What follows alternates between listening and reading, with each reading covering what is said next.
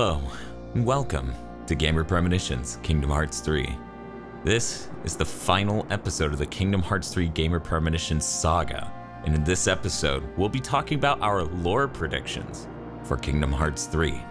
As always, we have our online co-host, KZ Excellent from kzexcellent.com. How you doing? Chipmunks wearing pants. And Mr. Feel from Mr. Feel's Wild Ride. How's it going? My brain has never been larger. And Bob. Hey guys. From GigaBoots. So as I said, today is the conclusion to the Kingdom Hearts 3 saga of Gamer Premonitions. We're going to predict the events of the game in this episode. And Feel has brought his Encyclopedia Britannica of ideas. All 300 pages of them.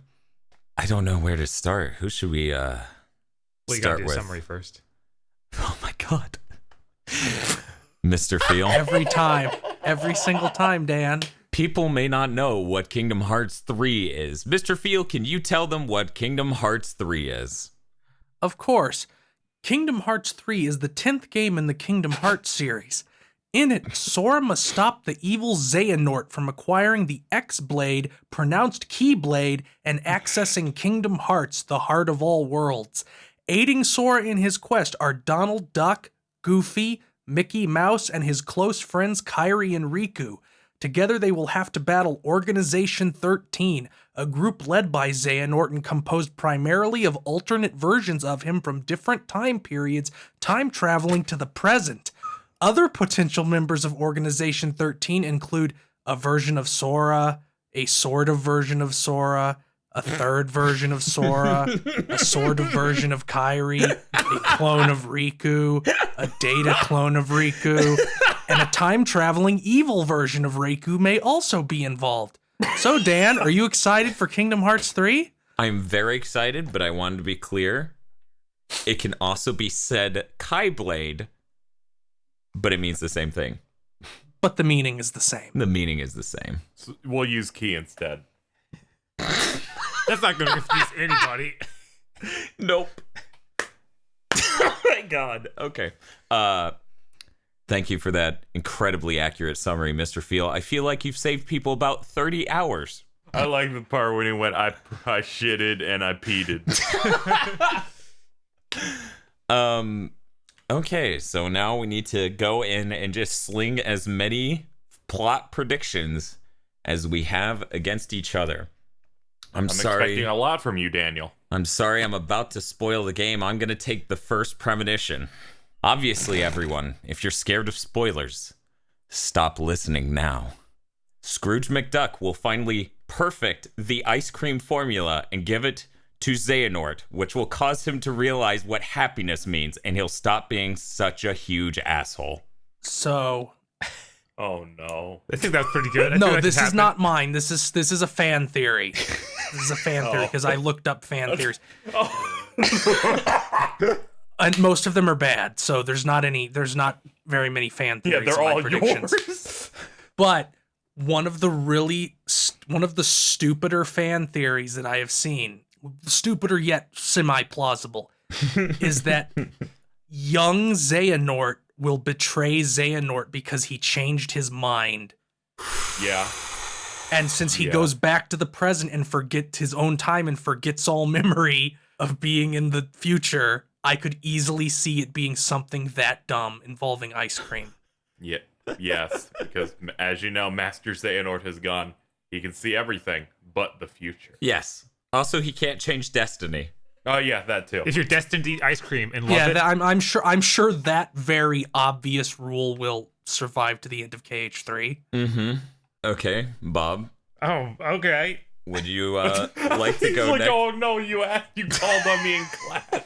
Here we go. So, I have a bunch of random predictions, all relating to Final Fantasy. So when we find out there are no Final Fantasy characters, it's fine. These are all DLC predictions. Keep in mind, everyone, you're supposed to just like the Kingdom Hearts games. You just fucking saved yourself.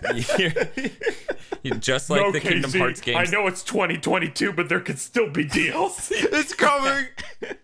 Think about 15, KZ. They did it. You're bad enough, man. Jesus, now I'm just imagining a Kingdom Hearts 3 that comes out that is as incomplete as Final Fantasy 15. That's not possible, That'll Dan. destroy people. Don't say it. It's not possible. I know it's not possible. We've seen more of Kingdom Hearts 3 in trailers than exists in Final Fantasy 15. It's true. It's okay, that's correct. That's maybe double. To be fair, though, we saw more in Final Fantasy 15 trailers than exists in Final Fantasy 15. Also true. We have seen more of Kyrie in trailers than we saw of the female lead of 15. In the game. In the entire game. Yes. Yes. Yeah. After they added in additional scenes for After her. updates that added more, yes. Good But what if Lord. you add in the movie? Good Lord. But Bob, Yes, you have an amazingly She looks like a keynote crack. premonition. Please go ahead. The Final Fantasy X-2 fairies are going to come back. Because we only saw like one scene of them in 2. They're going to have missions that have kind of parody the mission or the quests you get in Final Fantasy X-2. So it'll send you like hunt missions and things like that. And it'll be real cool. And then you'll say Riku is a fairy, and Dan will be incredibly confused. Did that happen during the stream? I can't even remember. The fairies will show up, and then we'll see Tidus from the Destiny Islands, and he'll kick a ball on the beach and just explode. Why? Why? The amount of people who are like, why is that funny to them? Because they have no idea. That's reasonable. And then his head will just land on the beach. It'll be a gritty and real scene. I worry this is the end of Final Yeah. Fantasy X-2. You'll get a Blitzball related Keyblade, and the keychain will be his head. Oh, yeah.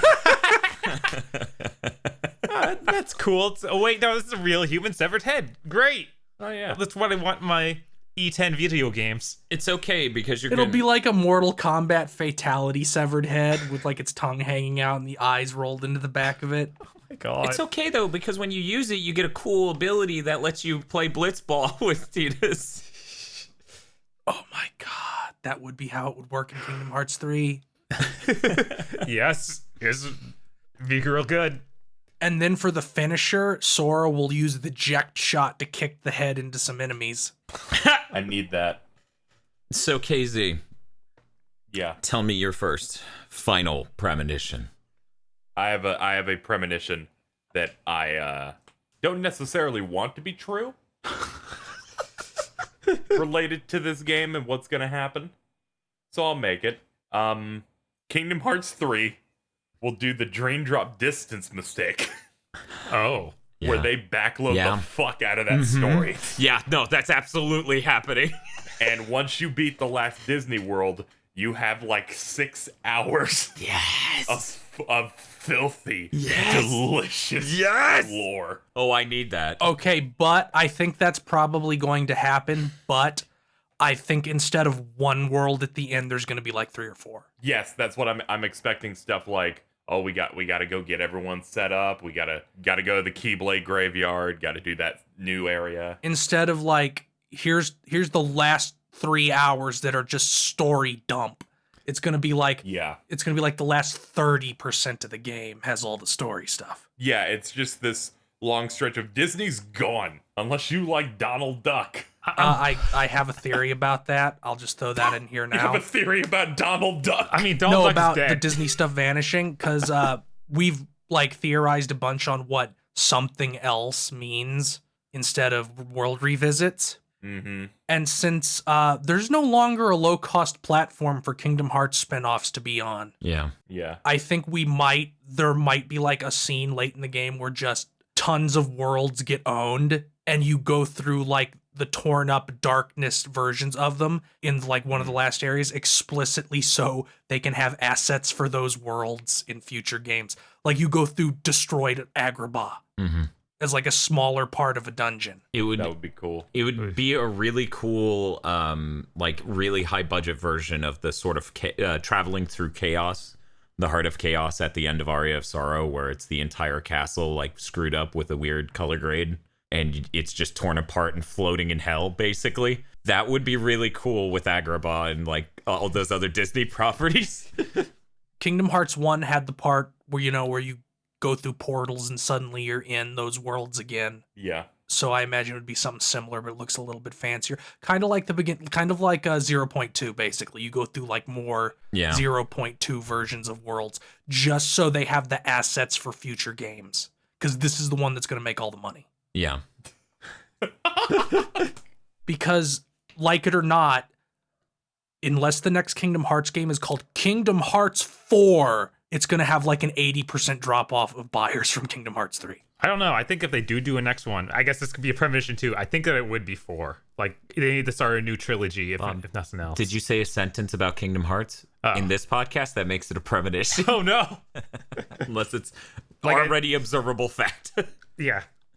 So I've been sitting on this one for a while. Okay, let's go with your first final premonition. Gotta keep this straight. He's laying his egg. This is simultaneously the stupidest one I've thought of, and also the one that I think has the most potential of actually happening. Mm-hmm.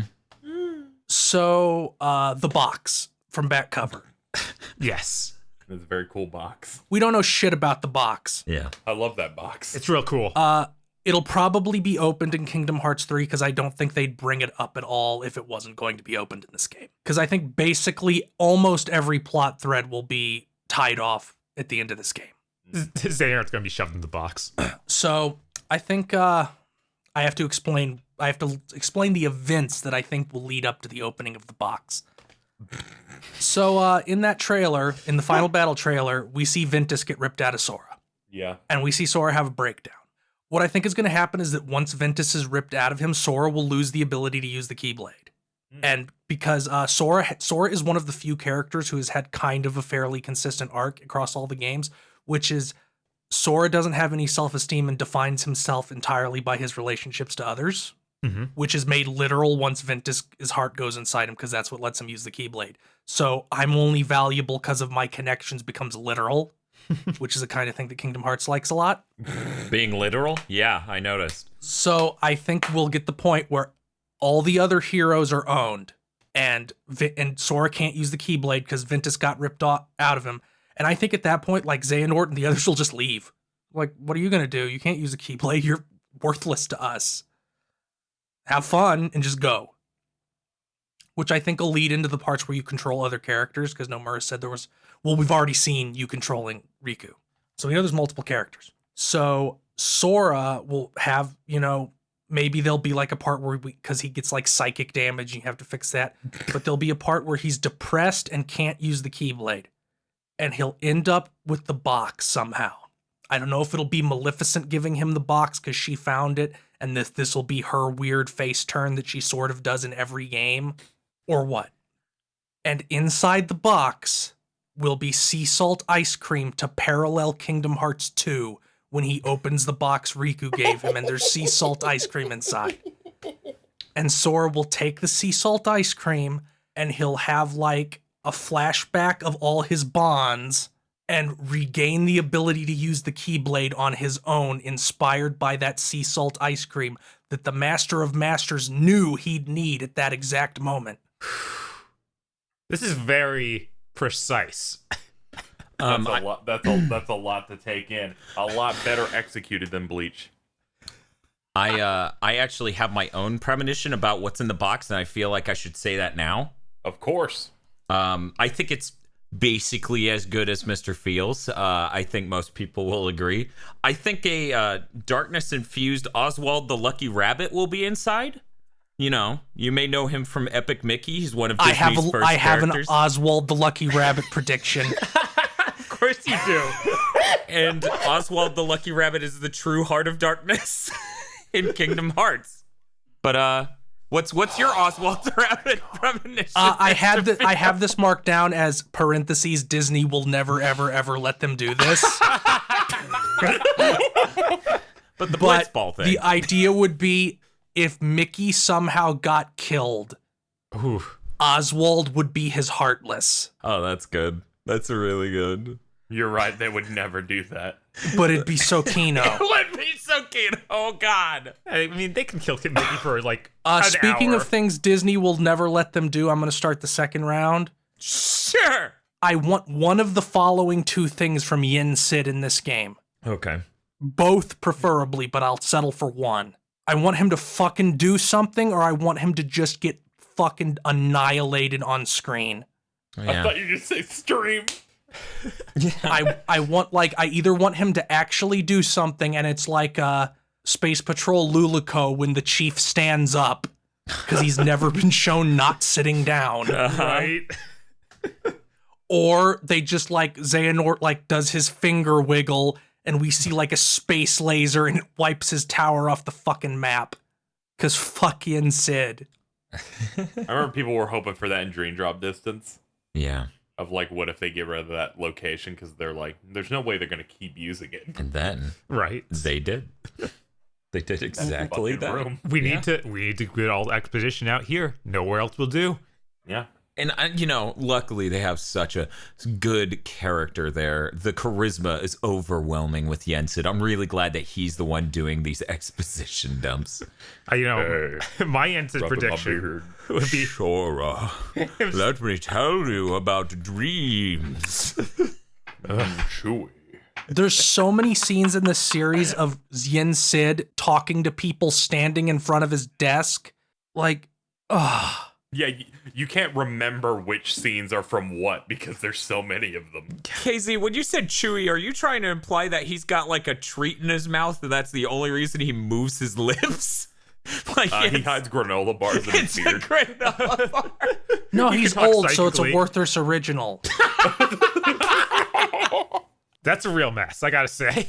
There's an X so he can track his treats. The battle between Yen Sid with his Werther's original and Xehanort with his ribbon candy. Oh, wow. I wasn't sure if it was going to be ribbon candy or Ike and Mike's. So I'd like to remind you, now that you know how the X works in Kingdom Hearts, where the X allows Xehanort to track people, everyone made the joke that because all the main characters wear plaid, that's really the spirit of Ericus using the square to track them.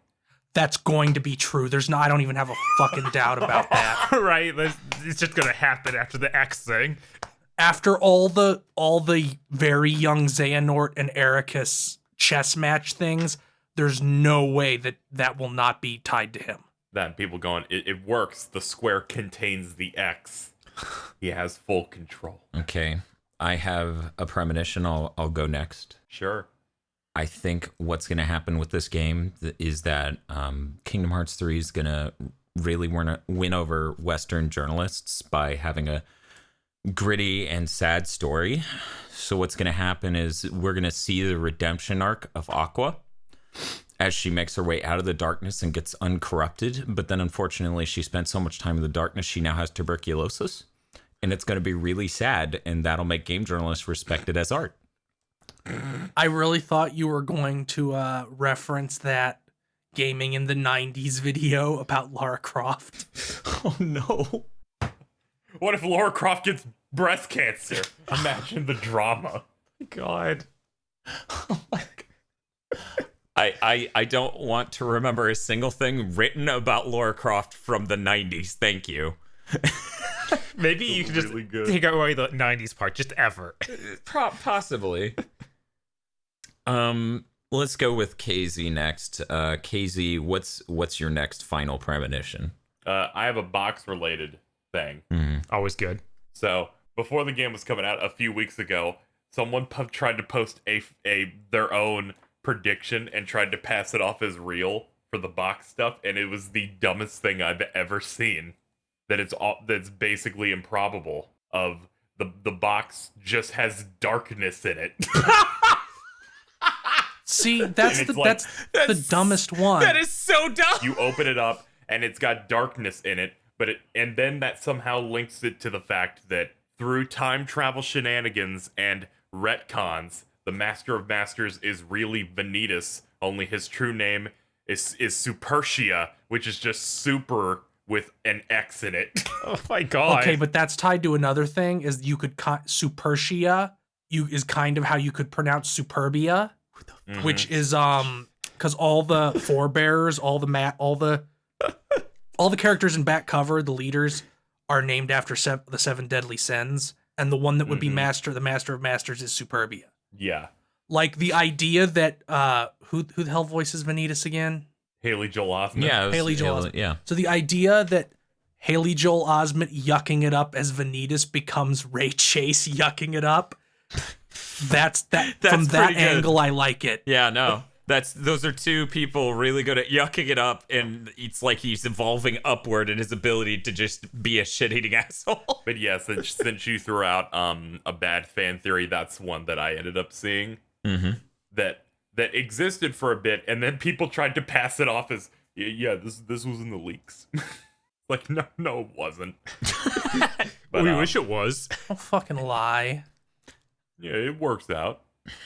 My prediction regarding the box is that that it's in the post game stuff, so either the epilogue or the secret ending. I don't think the box is actually going to be. Oh my god, you think you're setting up the box with that whole movie, and they're not going to use it in the whole game?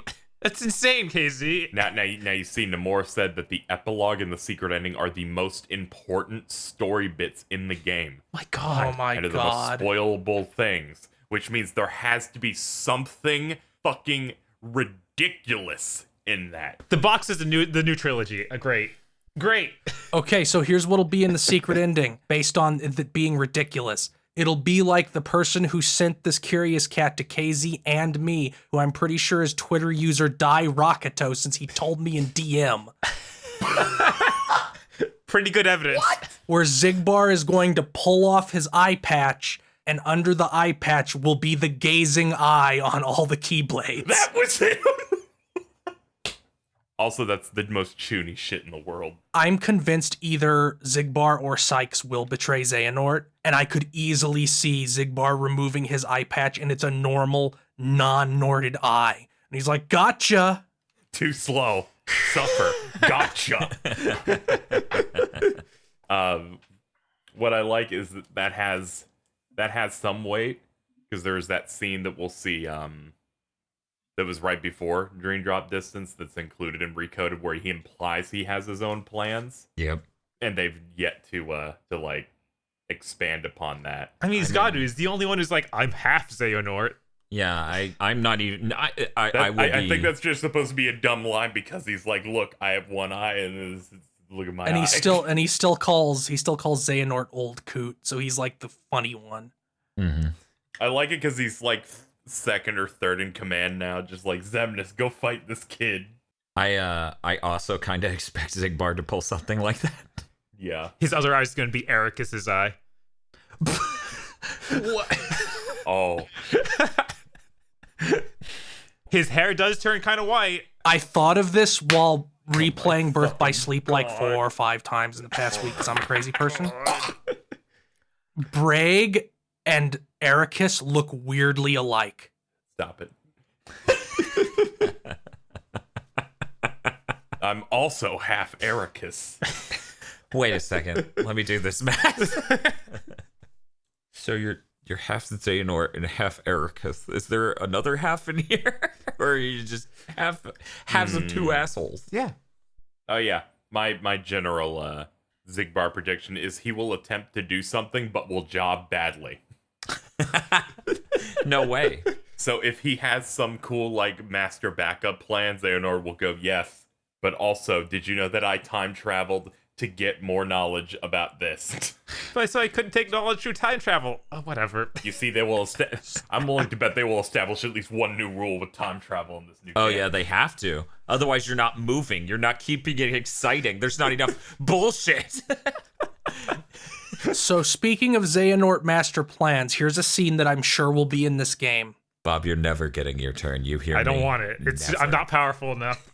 Somebody will pop up and kill Xehanort in one of the scenes, and he'll just come back and he will explain his ruse that will, when boiled down to its simplest, effectively be, I set up a trap where if you killed me, I'd instantly come back to life. And everybody will think that's the greatest stroke of master planning in history. Yeah. That's straight up a Bleach thing. Jesus. That gave me a thought of like, what if he's like, surprise, you killing me is the trigger for my plan.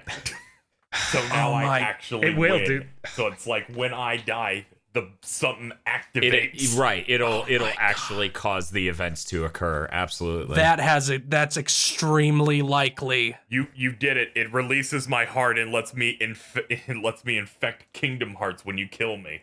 That's disturbingly likely. In a game franchise, when they spent forever explaining the rules of time travel involving you have to have a body there at the destination along with all this other shit in order for it to work, yeah, it's gonna just full-blown go, I needed to die in order to start the machinations of my final plan. That is going to happen. What's great about Kingdom Hearts is, since the bad guys always give you the exposition on 90% of the game, they can just say, we lied.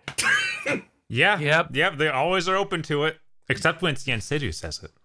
Yen Sid's not a bad guy? I don't Then think he's so. just racist. Oh.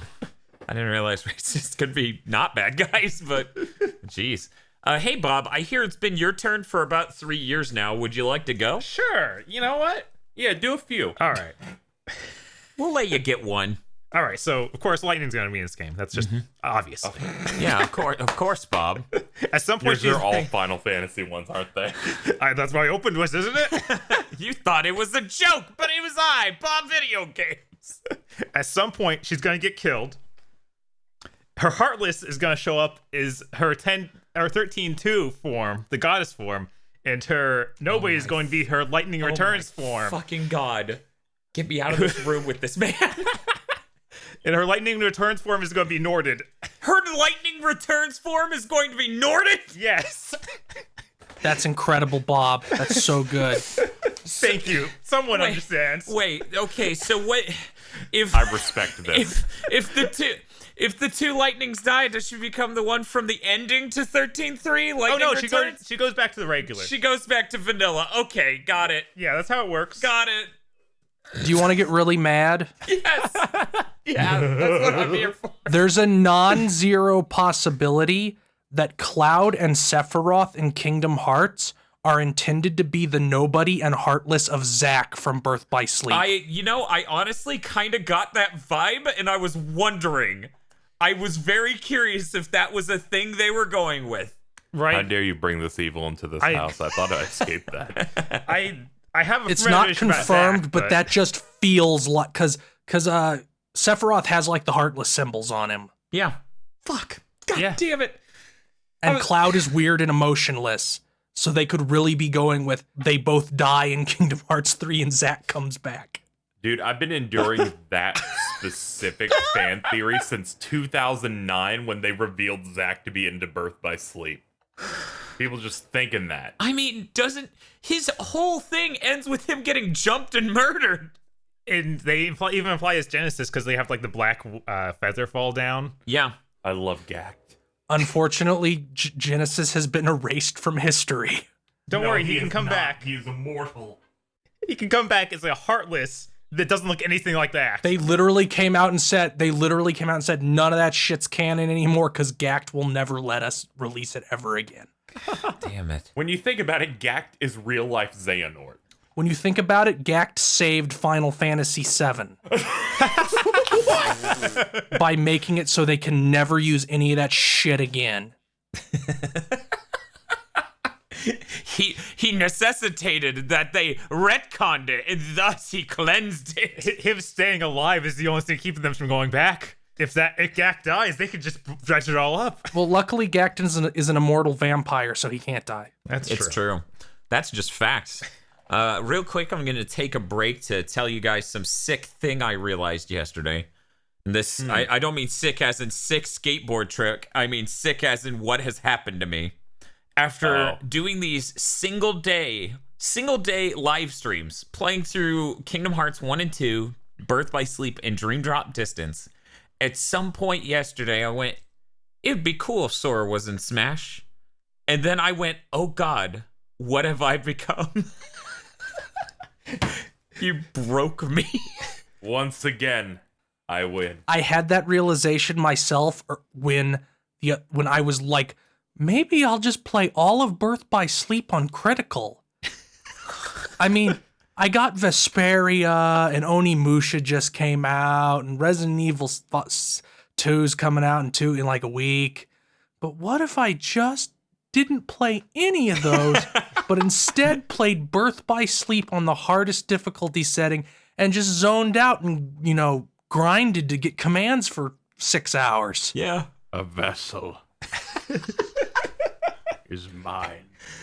By the way, in case you don't know, Dan, on critical, they made it so you do half damage, the enemies do double damage, and you get 50% less health. Oh my god, that's awful. Do they give you more command slots or something? Yeah, you start with 5 command slots instead of 3, so the early game's a bit more variety filled. So Dan mentioned skateboards, and I need to bring this up because I forgot it during the crazy box theory. Mm-hmm. Oh man. Since Twilight Town is in this game, and I actually kind of think that this is going to happen because Nomura does do this a lot. Like a lot of the animations in Birth by Sleep are callbacks to animations from the previous games, like Aqua's barrier block is just reflect. Yeah. I think you will visit Twilight Town before that scene, and Sora will be able to skateboard.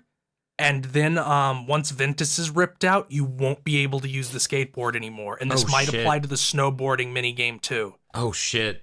You know how much that would get game journos? They would be like, that's so Ludo narrative. And here's another one. Since Ventus has the same dodge roll animation as Sora, I think that I think that not a bunch, but just like a couple of Sora's animations will change to reflect that Ventus is no longer influencing him. He can't dab anymore. No. It's the darkest timeline. Sora will suddenly start talking about Burger King. He's like, I think I like Burger King. I give up the dark influence of McDonald's. Yep. Not broken like Dan. We spent that entire Birth by Sleep stream memeing the shit out of that Death by Moves video with the argument. Yep. I go and check that after we did that live stream. That video only has 22,000 views. The vast majority of people watching are like, why do they keep calling Ventus a bird? We found Bob on a swing set. He was taped to it. He was taped to it. I feel like Field just took his turn, but I feel Field might disagree. I can go for as long as you want me to go, Dan. We'll just lock in this turn order and we'll go from here. So, Field, you go ahead. Okay, here's a sane one.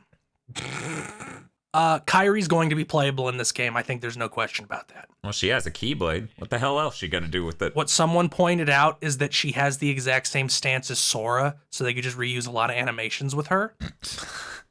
And I think that will happen, but I think she will have a somewhat different gameplay mechanic than Sora's Keyblade transformations. I think they will give her links the way you have links in Birth by Sleep, but they'll functionally be command styles. So kind of like Riku's links. And I say this because Axel/Lee isn't going to get to do shit in this game except job. As much as I want Quentin Flynn to go slasher mode and have the Hand of Pyro? Axel incinerate Xemnas or something, that isn't going to happen. He's just going to get fucking owned. And then he finishes like his combos and goes, memorize this, and then I slowly crumble to pieces. So I think since Kyrie and Axel are pretty close, and Axel might be her older brother, we don't know. Stop it. I think she will. Yeah, that's a theory. That, oh my god! Because they're both from Radiant Garden and they have kind of similar hair colors. Welcome to the last episode, Bob. Yes, it's too good. But I think since Axel isn't gonna fucking get to do anything, Kyrie will just link with Axel and she'll start doing like narrow style Max Act shit with his flame on her Keyblade. Will she say got it memorized? They'll both say it. Maybe. Oh, yes, synchronized. And here's another thing I want from Kyrie. We know that Holy is in this game as a magic spell. Oh, that's awesome. Yeah. Yeah, because 0.2 got data mined and that was included in there. Oh, yeah, I remember and that. And since Kyrie is a former Princess of Light, she's the one I think who will have Holy. Yeah. And, okay, I don't expect this to happen. I have to make that very clear. I just want something with the same energy is what I'm about to say happen. Okay. I want Kyrie to knock Xemnas or Sykes into the air and use Grand Cross from Castlevania on them. So something with the similar energy of 15-year-old girl using Grand Cross from Castlevania. Yeah, so Yeah. it's like Aria of Sorrow, where she uses Grand Cross.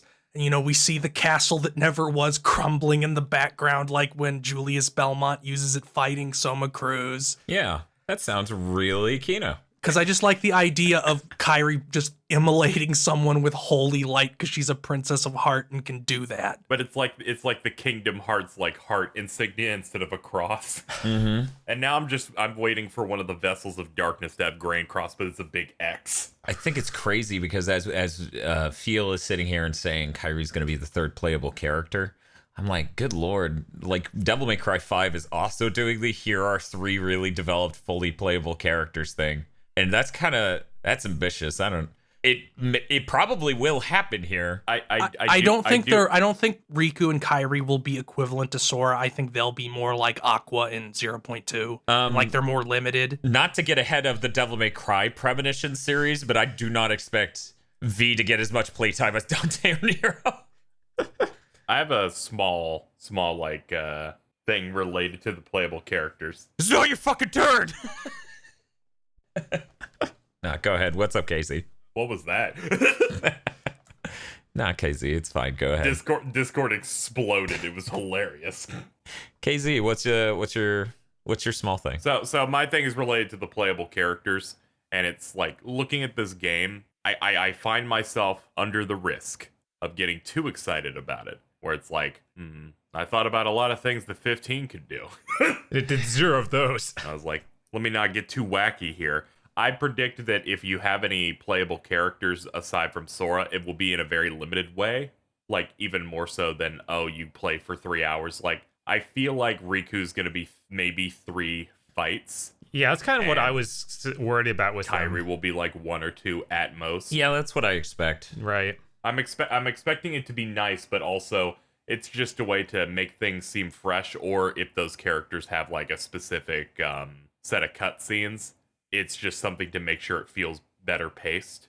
So I'm not expecting a lot from that. I kind of think since we see that Riku has situation commands, Mm-hmm. I really think it'll be like 1 world each. Because I think you're going to play as Riku at least until they get out of the realm of darkness. Yeah. I think it'd be neat if you could actually, like, after beating the game, go play as them in other areas. Like, if they just let you kind of mess with it more. Here, since we're talking about playable characters, here's a thing related to that. Something I really want is a 3-on-3 boss fight Oh, they're going to do that. between They're definitely going to do that. the main cast and the Birth by Sleep cast, who are all evil at this point.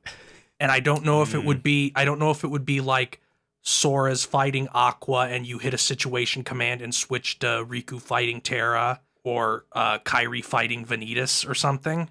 Because I would assume that they would be like they're like Terra versus Riku, Kyrie versus Aqua, but there's actually more of a connection, I think, between Vanitas and Kyrie, just because Vanitas looks like Sora. Yeah. And Aqua is clearly like intended to be the leader of those 3, so obviously Sora would fight her. Yeah. So Square Enix has done they were Squaresoft at the time, have done fights like that, so I really hope we get something like that in Kingdom Hearts 3. Yeah, the Bouncer was a good game. All right, so unrelated to the bouncer. I hear it's my turn next. Yeah, go ahead. I have a premonition that the secret cutscene that needs to be downloaded from the internet will be so large that people will be frustrated immensely by it. We're going full Metal Gear Solid 4 by the end of this game. As KZ was saying, the end of this game is backloading the plot hardcore. This thing is going to have a 30-minute cutscene at bare minimum. The longest cutscene in this game will be 30 minutes. It may fade to black, but it all counts as one. No gameplay between, so it's... No. You know, I was thinking about that. No gameplay. 30 minutes. What? You see, that made me think of my small prediction of the epilogue has gameplay. Definitely not. where it's like the epilogue goes, it plays, and it looks like it's going to end. It looks like it's starting up a second bit of credits, but it'll do like the Metal Gear thing where you see some of the credits that doesn't look right, and you're like, I don't remember seeing that in the game. And then it just starts another gameplay segment. So here's the thing, right? What's going to happen with this beautiful premonition of mine is it's going to be sniped at 29 and a half minutes by it being like, now move Sora forward to open the black box. No, it's not going to be moved forward. A button prompt will appear. It won't even resemble normal gameplay. It'll just be a hit X. It'll be like Final Fantasy X-2 where there is no prompt and you just have to know to hit that button then. No. God. If you read the Brady Game Strategy Guide and know to hit the X button when Yuna says I'm all alone, you'll unlock an additional cutscene. That's worse than the main ending. No, you have to do it twice. I'm telling. The first time is an extra cutscene. If you mash X through any dialogue, you don't get the best ending because that counts as skipping it. You don't get 100%. That's disgusting. You're stuck at 99.6. That is a Final Fantasy X-2 feature. Dan, if you see Phil, do not skip that scene. If I see what? If you see Phil, don't skip the scene. I know how much you want to, but don't do it, man. Yeah, it's true. The game's going to start out in the world that would have Phil. Yes. So I'm just on edge worrying about this deep cut 10-2 premonition, and I'm going to have to sit here and be like, don't press X ever. Absorb all the Kino. Take it into your mind. I know when the game I know when the game's coming out that Dan's gonna avoid me so he can make Kingdom Hearts 3 content where he's free to skip Hercules cutscenes. No, he can't because the content he would make would be based on our premonition, so he'd have to watch it all. But it's true. But he also likes the idea of owning me. Maybe I would be less smitten by the concept if you stopped using my face as an image macro. Oh, but it's so good. God damn it. Even Phil does it. I know. To be fair, you enabled me into doing it. You're both criminals. KZ, it's your turn. All right. You got anything Oswald related? Oswald the Lucky No, Rabbit? actually. No? Oh, wow. I just assumed he wasn't in because he openly mentioned that Disney said no. But it could be wacky Nomura lies. Right. He always does that. See, I like that Nomura thought of it, though, because that shows that Nomura is a brilliant man. Yeah, he specifically went out and tried to get that. He played Epic Mickey and like, wow, the concept art was way cooler than what you actually made. Maybe I should try to make that concept art. Like the reason that the classic games are in there, like the Game & Watch Tiger Electronics style like games. I keep forgetting that's in there, and it's really exciting to me. That's the shit Yeah, apparently I love. there's like 20 of them. Oh, Jesus. that's great. He said that when I was a kid, I always wanted those, but my parents wouldn't let me have them. And then the co-director said, so is this like your revenge by just putting him in the game for everyone? And he said, yes, it absolutely is my revenge. That's everything that Nomura is motivated to do, by vengeance. His burning anger. Spite and revenge are the two purest human emotions. It's like the belts. It's like when you look at him explaining the belts, his explanation is literally, people said I put too many belts on my character, so I put even more on them. Yep. You don't back down. I have a secret boss prediction. Ooh. One of the secret bosses will be Gummy Ship related. Oh, no. That's it. Like, no context. I don't know what it will be, what it be related to, but you will have a secret boss that's Gummy Ship related, and half my timeline will want death. I bet it'll be Final Fantasy related. I'm gonna go with somehow it's gonna be pirates related, and you're fighting the giantess in space. It's gonna come off as a bit Bayonetta. It'll be a corrupted version of Edgar's Castle from Final Fantasy VI. No, here's the stupidest thing that would be the Yes. most Kino thing ever, but they'd never ever do. Mm-hmm. It's just the Black Omen from Chrono Trigger. They would never do that. How dare you? How dare you put it in my head like that? I have actually had small things I wanted to write down about Chrono Trigger as we did this series, and I'm like, no, just speaking its name is cruel enough. Yep. Let it lie. Bob, What's up? you're here to speak cruel names to get our hopes up. What's your next premonition? All right, let's see. This is a great one, I think. Noctis shows up, and he actually has to fight guys with the car from Final Fantasy 15. He's like driving it into guys, popping wheelies, all sorts of ridiculous stuff that doesn't even actually fit. this is the one time you've had a premonition where I went, Bob, it's Kingdom Hearts 3, not Ready Player One. Jesus.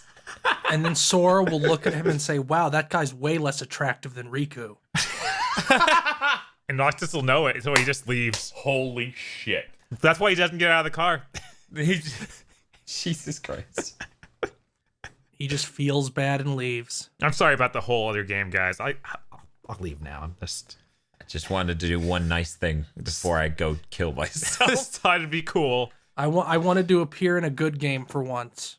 It's like, but Noctis, you're in Dissidia. No. Oh, wait, he's in Tekken 7, so he isn't a good game. He's in 1. Yeah, He's in he one made good it. game. Is he in Dissidia NT? He is, but that game's bad. Yep. Yeah, it's That really game's bad. bad. It is really tragic that game is bad. I put 100 hours. Are you going to spoil the story of Dissidia NT as well? It has a story? I thought it was Kefka just clowning on people for fucking 30 No, hours. there's two gods in the new one, like they're called Chaos and Order or some shit. Yeah. That story's Yeah. bad, by the way. Yeah, I'm That's- sure that's- it's bad. I don't know. I mean, that's how One, Dissidia original worked. One, they make you grind fucking levels to unlock story mode levels. Yep, it's pretty terrible. That So game is miserable. I had to look up exploits to level fast to do the story. Oh, we Also, the did. bosses We are did the terrible. other option of just put the controller down and walk away. That's what Bob and I decided. I'm just upset that really, really pretty Ramza got wasted in that game.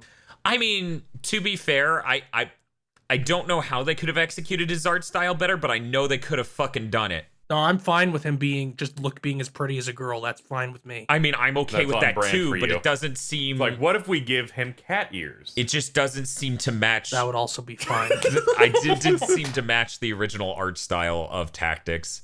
I mean, I'm fine with how he looks in the game, but I do wish it was a bit closer to the original art. Like, some of the character designs get closer to that original fuck, I am blanking right now. Character designer Kingdom or Final Fantasy. Amano? Yeah, Amano, thank you. Some of those character designs get close to the Amano thing. But I don't think Amano did Tactics. No, he didn't. But I'm saying the other characters get closer to the original Amano art than they even did in their own games. Yeah, I think so. So it just bums me out that Ramza wasn't like no nose anime face. He didn't have like a Lego face. Yeah, I would have taken that. I would have taken like our shitty block Sora we brought out during that one stream. I would have taken that Ramza. I'm just sad that he doesn't walk in place when you stand still.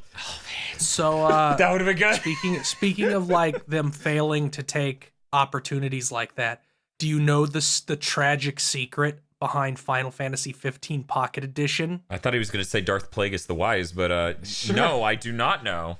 It's a dark secret. How the original plan was to make it look like the Final Fantasy 7 overworld models that are all blocky and polygonal. Yeah. Oh, that would have been great. Yeah, that would have. And then test groups didn't like it, so they made them these weird claw-handed abominations. Wow. Seems like a weird time to segue into this, but how do people here feel about the Dragon Ball Fighters chibi characters? Because you know how on the on the world map yeah, thing? the world map thing where you select, you go to the lobbies, you go to the normal multiplayer. Because I like some of them. I like some of them a lot, but I've apparently never like seen 'em. anybody express distaste for them, except perhaps the fact that lobby system is the entire menu, I mean, and there is no normal menu. I've heard someone shit talk that, so I was like, maybe it's just me. So maybe I'll check in on other people. You heard someone shit talk that? Did they have a Beauty and the Beast car? No, it wasn't that guy. Oh, okay. But I just Not that figured I'd mythical beast. check in on people on that. But hey, Bob, do you want to go again? I'm just kidding. Hey, Mr. Feel. Okay, I have a subset of premonitions that I call the Final Fantasy 15 Revenge Premonitions, Yes. which are all the ways Nomura will make his game better than Final Fantasy 15. Mm-hmm. And the first one, okay, did either of you play it after the Royal Update came out? No, I wasn't able. I did not play it pay him after for that. Royal. Okay, so they added 4 boss fights at the end of the game in the Royal Edition. Are they weapons? No, they added 4 boss fights against former kings in their like knight form. Oh, Huh. Yeah. And you switch over to the party members and they control like their DLCs in those fights. Okay. Yeah. That's pretty cool. It's quite Kino. Like, Yeah, it's one of the better parts of that. Surprise, everything made after that game came out is better than everything in it at launch. But my point is, Nomura is going to do that in Scala ad Kylum with that the equivalent of those with the union leaders from back cover. Yep. Okay, God. shit, that was... Taking that off my list. I was like, what do I got? Oh, back cover characters. Okay, we'll integrate that in some optional It won't boss actually fights. be the Nope. back cover characters. It'll just be like animated Keyblade armors of them. Right. But it will very clearly be Right, because they'll be a wearing direct like parallel to helmets that are shaped in the bear. You know? It'll be the animal masks they had. Bear was cool. It's basically like those extra bosses in Mega Man 3. And the other revenge against Final Fantasy 15 will be in the final battle trailer. Xehanort has like 12 Keyblades. They're all in a line behind him. Mm-hmm. You will fight him while he has all those Keyblades, and he will use them identically to Noctis's style of fighting in 15. That makes sense. That Where was- he's going like, what's it called? Like Arcs something? Ars, maybe?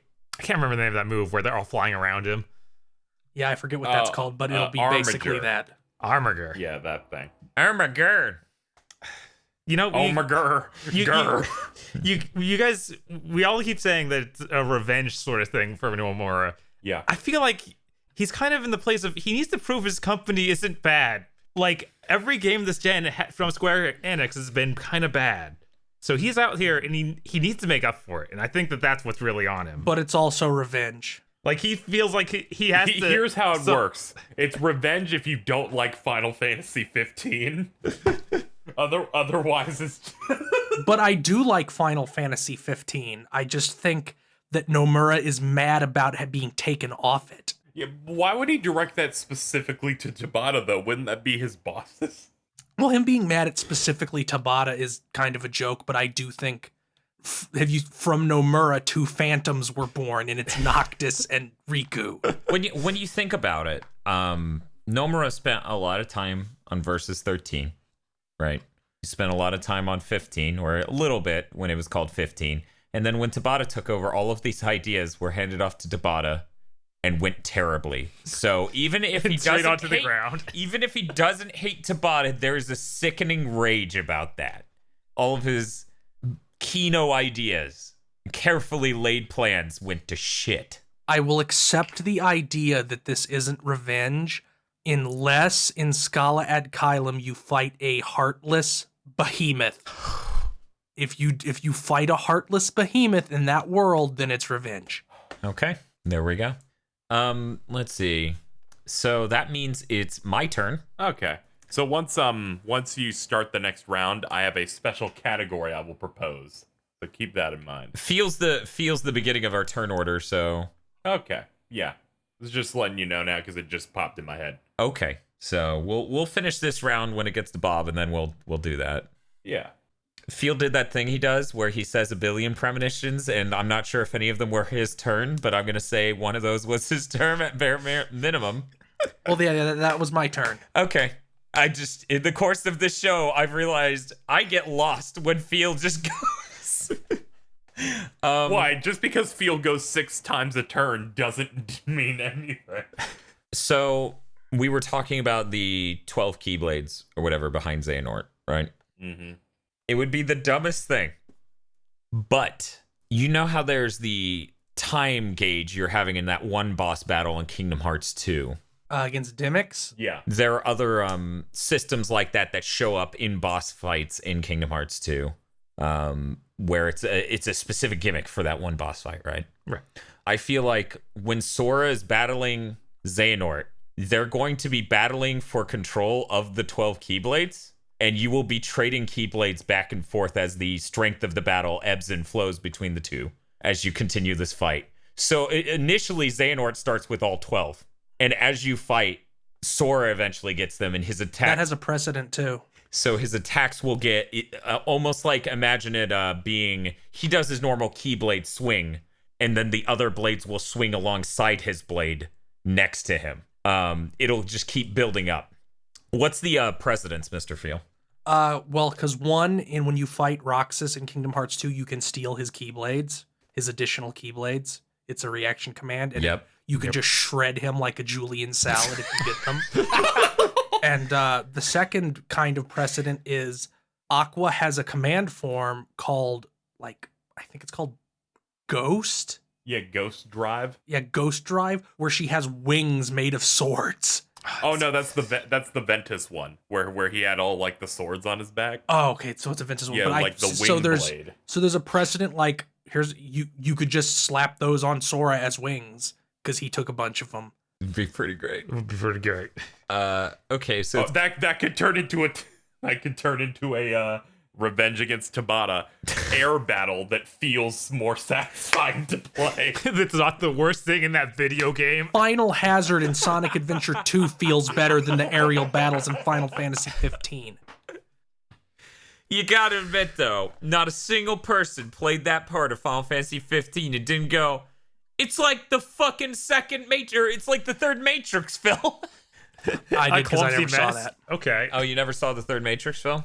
No, I checked out at 2. I'm like, wow, this was bad. I'm not going to watch the third one. Dude, the third is unbelievably worse, believe it or not. It's insane.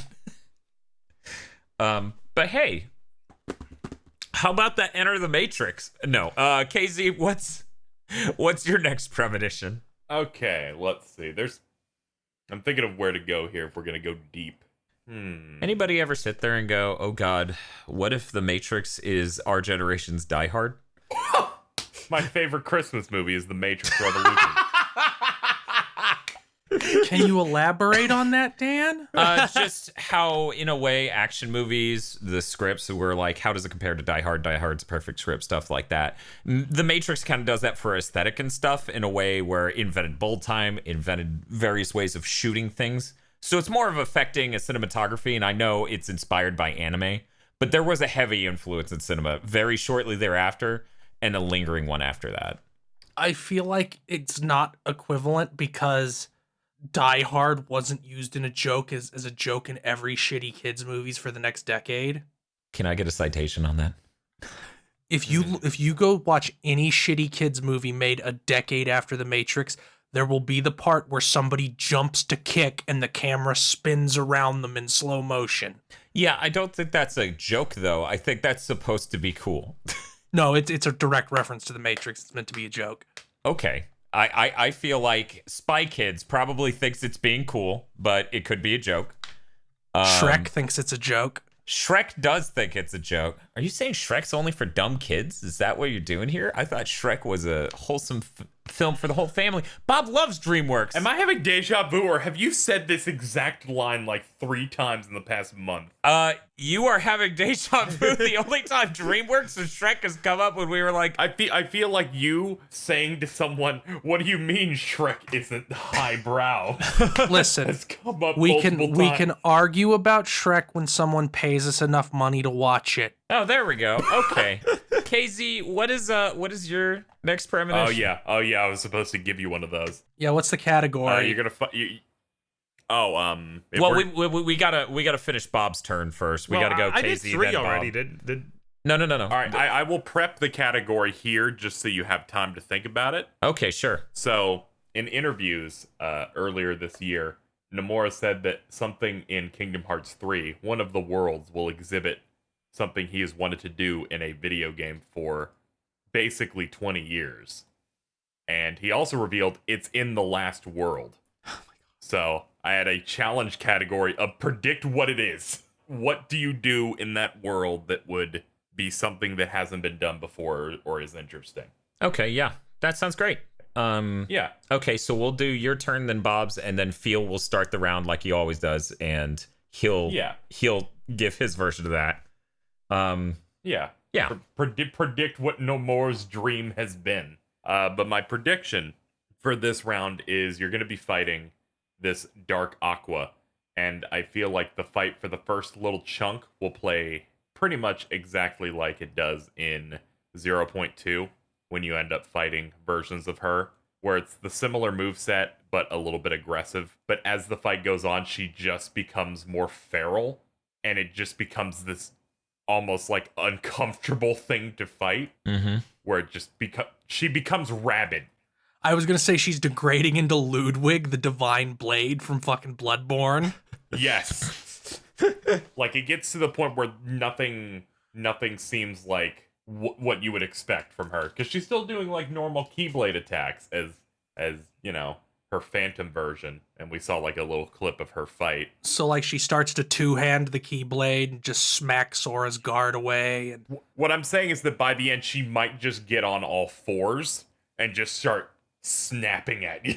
oh please no, not that. And then she just slowly starts fighting like the Birth by Sleep secret episode boss that's just a giant dark dog. Wow. That was not the direction I expected.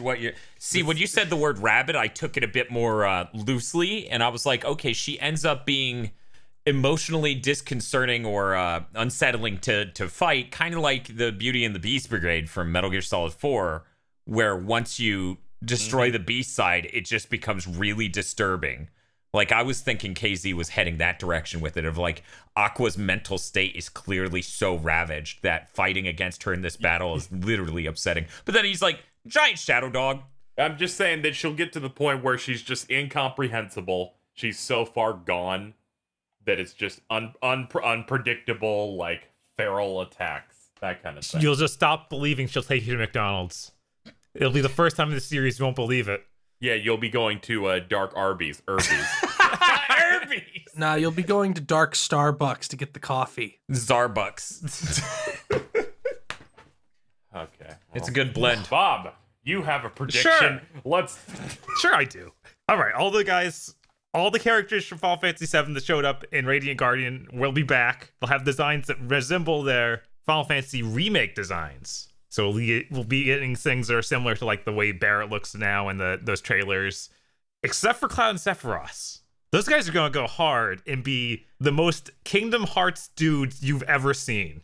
Like more feathers, more feathers, more cape, tiny capes. Right, and like Cloud's going to have even more capes than he did in Kingdom Hearts 1. He's going to have weirder bat wings. It's going to be great. Nice. I am all on board for this. Sure, I'll take it. Okay, so then that means, Mr. Feel, you're starting this next round. What do you think? Nomura has been waiting about 20 years to do in a video game that he's now able to do with Kingdom Hearts 3 in the final world. This is something that was on my list. I didn't know about the Nomura thing, but this is the only thing I can even conceivably. This is my only attempt at even grasping at Nomura's brilliance. I think Sora will get inside Kingdom Hearts, and it will be Disneyland. Oh no! Oh no! Yeah, but anytime you die and lose all your health, you'll see someone take you out of Kingdom Hearts because you can't die on sight. But I could easily see Sora gets into Kingdom Hearts, and maybe that's like hard to see in the light, and it's mostly silhouettes, and there's a lot of fancy particle effects, but it's Main Street USA going up to that castle. I thought you were gonna say it's obscure, but you could maybe see a silhouette of Walt.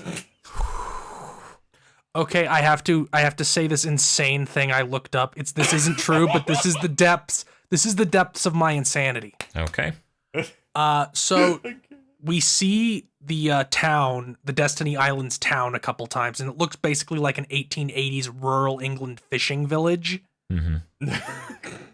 Very doughy. So I went to see when and where was Walt Disney born? Oh my god. This is worse. This is worse than sesame ice cream. But unfortunately, my theory was shot down because he was just born in Chicago. Yeah, he was. So it wouldn't look anything like that. So here's a weird theory from me. Okay, and this goes slightly against an earlier theory, and this is building on his. This isn't my answer to the question KZ has put forth. Okay. I think you will see the silhouette of Walt Disney, and he'll be voiced by Stan Lee. I think that's what's going to happen there, because you need to have the silhouette of Walt Disney moment, and it needs to be layered. It needs to be voiced by someone. Stan Lee was alive well into the development of this game. Easily could have been done. Yeah.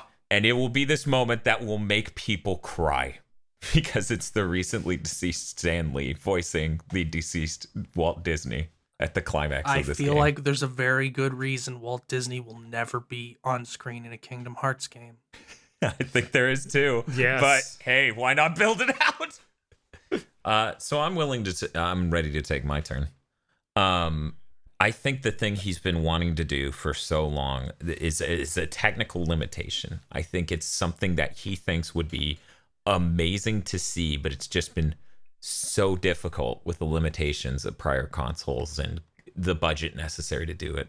I think, as we were saying, you have all the worlds that are destroyed, and it forms a sort of tapestry, perhaps towards the end of this game. Once again, kind of like Aria of Sorrow.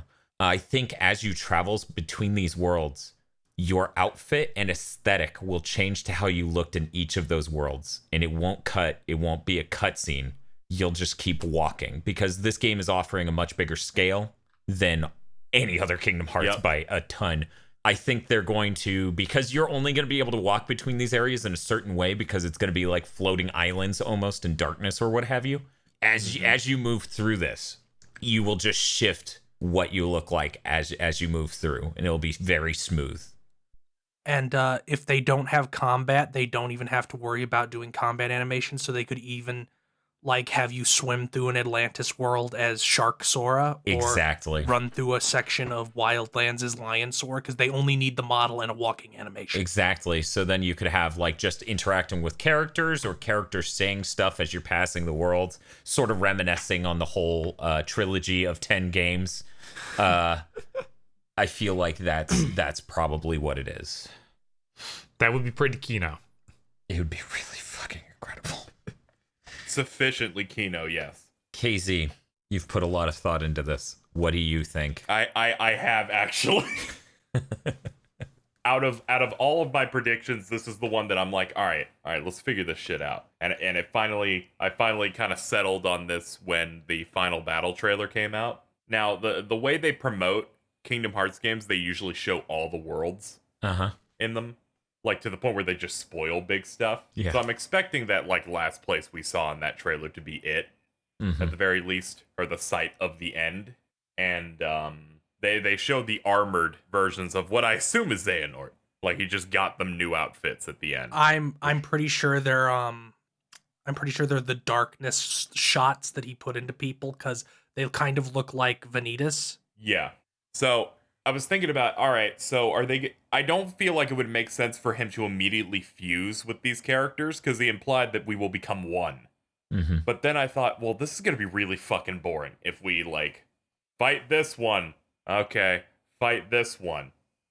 And then I was thinking about, how Kingdom Hearts games have played for years, where it's just you fight, okay, fade in, let's fight this dude in a big circle. And this will also link to a Revenge Against Tabata-related prediction. One of the big set pieces of KH3 will be you in a large area, and you're fighting all of them at once. That would be really cool. Because this will be his version of fighting the Dark Knights of the Round. Yeah. Oh, I didn't even fucking think of that angle. That'd be the most Kino thing in the fucking universe. And their version of the Royal Arms are just their organization weapons, but they'll be dark corrupted versions. Mm-hmm. Imagine if they shift a little bit to each be a little bit more unique. Yes. Just the idea of maybe in that final area, a giant throne rises from the ground and Xehanort sits there while you fight these 12 motherfuckers. So, can I sidechain on this, or will you feel violated? Yeah, go ahead. Okay. I'm soaking this one in. So, as you mentioned at the end of Dream Drop, the reason that the young Xehanort could undo the time stop is because you were saying something about he was being possessed by the oldest, most futurist Xehanort. Is that correct? Yeah, because there's that moment where his eyes glow. Mm-hmm. And then Mickey Mouse is like, are you? And it's like, what do you mean, are you? He already said he's the young Xehanort. Yeah. So what I'm thinking is that battle will happen, and it will be a giant battle against all of them, but they attack you as Xehanort possesses them from atop his throne. Ooh. So it's just that works, because there was that scene in the trailer where like one of the Rikus, of which who knows, it was a bad one. There's a part where he like charges up his dark energy, Yeah. and a big phantom silhouette appears that is just shaped like Master Xehanort with big glowing evil eyes. So yeah, I think So I can totally see dark Xehanort ghosts flying around the area doing that. that would be so good. But I also think you'll have to fight multiple at once, because I really like the idea of like the Zigbar armor doing his sniper move where you see through his scope and somebody else is harassing you while that happens. Yeah, that would be really good. Just the idea of, instead of the usual arena we always get for fights, it's just much larger. Yeah. And that would work, especially with the enemies having different types. Like, oh, you can actually hide in certain areas to avoid like Zigbar shots. But the idea of fighting all of them at once would just be would be insane. They might have to lower their health. Yeah, that's what I was Because thinking. I was like, They'd have to They all lower their have one health health or bar, make maybe. them. Right. and they individually go down. Yeah, maybe do like shared health. Okay, Bob. Man. You're concluding this. What has Nomura been dreaming of? All right. So Final Fantasy. So There's a really No, good one Bob can take that I'm going to say after if he doesn't. okay. Oh god. We know how feel going on the thing of like, okay, you're gonna be switching between the 3 characters fighting the other 3 Burst by Sleep characters. Yeah. I'm thinking it's something way bigger than that. It's during that final scene. They're fighting Xehanort, and we're basically switching between all like 7 of the Heroes of Light or whatever they set up for the good guy team, and we're able to actually on the fly go between things. Like maybe it's just do enough damage and you auto switch to one another, something like that. You have the entire city that's rendered in, so they're able to on the fly switch from one to another.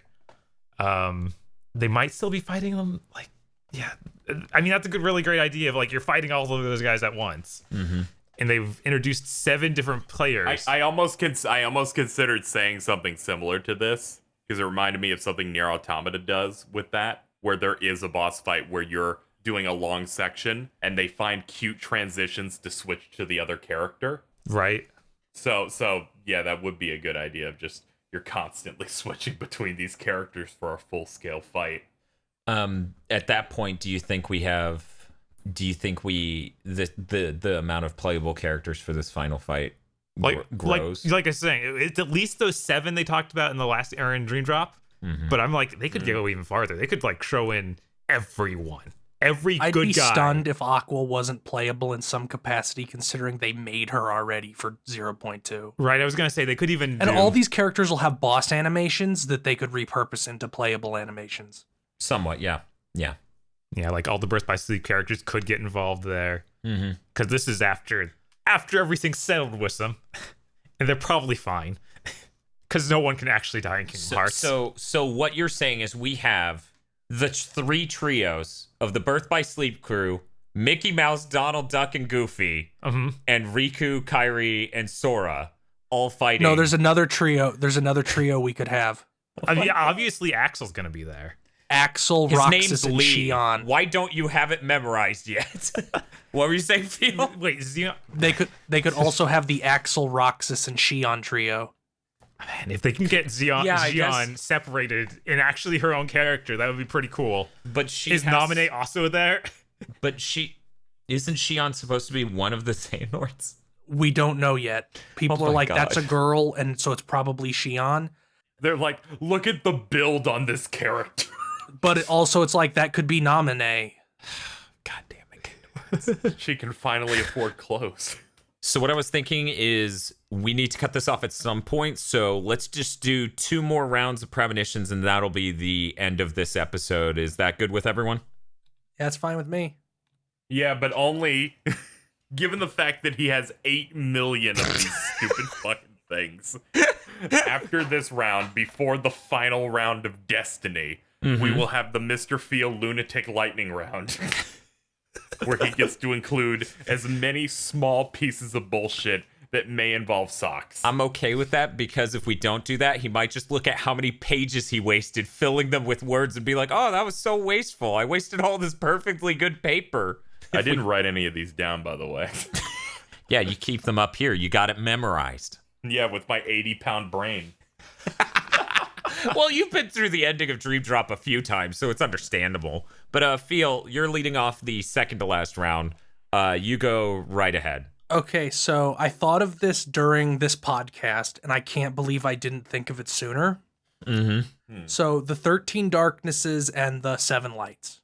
We're all pretty much assuming that some of the known members of Organization 13 will be replaced. Because like, Dimmicks. Like, Really? what the hell are they doing with him? But they might not be. And that is because to parallel so many of the 13 Darknesses being versions of Xehanort, multiple versions of Sora will be in the 7 Lights.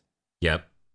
So the 7 Lights won't be Mickey plus the 3 plus the Birth by Sleep guys. Let's say all the Birth by Sleep characters stay evil, at least until the end. So the 7 Lights will be Sora, Roxas, and Shion will be 3 of the 7. Okay, so Where's Yen Sid? Dead, hopefully. Now, when you were talking about Demix, I got scared that you were going to say, well, what if? What if the Demix that's a part of this new organization was taken from the past? And there's another Demix that's just the normal one in the current time. And I was like, don't do it. You know, I wouldn't be surprised if that was the case. Where it's like, surprise, 2 Demixes, 2 Vexens. it's like the worst BOGO deal ever, where you end up with 2 of a thing you didn't want in the first place. I don't even think he's going to be Vexen. I think he's just going to be Evan. Yeah. Because one of the trailers show Organization 13 coming up to Evan and, what's the other one's name?